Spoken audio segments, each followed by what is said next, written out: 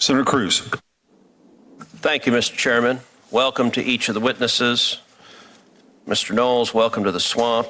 I will say I'm very confused being in a room with you and there are no cigars and no scotch. I cannot recall the last time that transpired.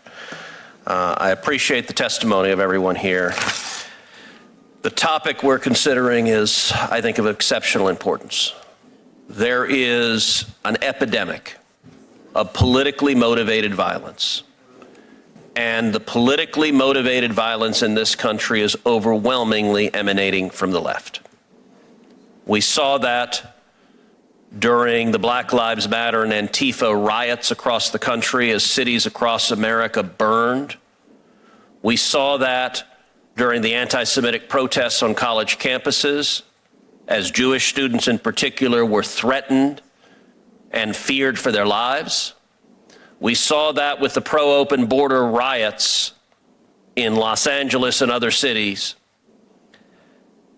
And we saw that tragically with the murder of Charlie Kirk, someone who was a good friend to many of us and an extraordinary leader. Mr. Knowles, you too were targeted on a college campus. What does it say about the state of our universities that holding a debate on a public campus now requires police barricades, bomb squads, and body armor? My question is, what are the universities for? Aren't the universities for educating students? Aren't the universities for pursuing truth? If the universities are not advancing those goals, as manifestly they are not, then I think we need to strongly consider defunding those universities. I think we need to strongly consider not sending our children to those universities because they have been perverted against their very purpose. And this is so apparent in much of the left-wing discourse.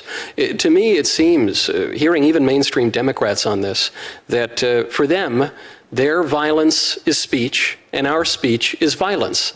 There was no more gracious or generous or charitable debater on college campuses than Charlie Kirk. He always endeavored to hear out the other side, to steelman their arguments, to give them the benefit of the doubt, and he was killed for it. He was killed for ideological reasons, and that has to be an inflection point. And as far as I'm concerned, if the universities and the political order cannot shore up a healthy marketplace for debate, they're useless. Look, I think you are absolutely right. I think our universities are failing profoundly in that regard.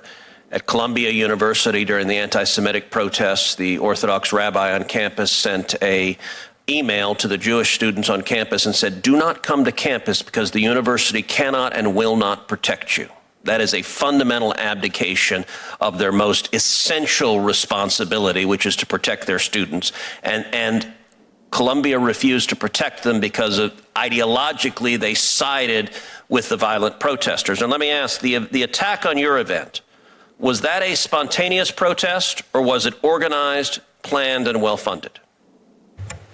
It was the latter, Senator, and we can point to the specific networks, we can point to the anarchist bookshops, we can point to the email addresses for the tax-free nonprofit organizations that were funneling the donations to these people. This is organized left-wing crime. I'm not the only person who noticed in the anti-Semitic protests that the tents all matched. There is real money. There is real money, and it is many of the same networks, unfortunately, whether they are open border radicals, whether they are anti-capitalist communists, whether they are jihadists.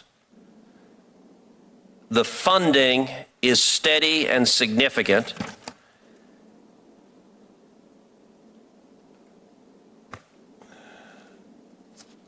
Mr. Wolf,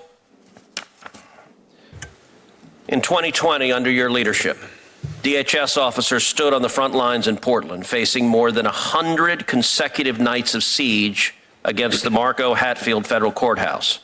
Officers were assaulted with commercial-grade fireworks, lasers, and Molotov cocktails. Were those random outbursts, or were they coordinated, resourced operations with strategy, logistics, and financing behind them?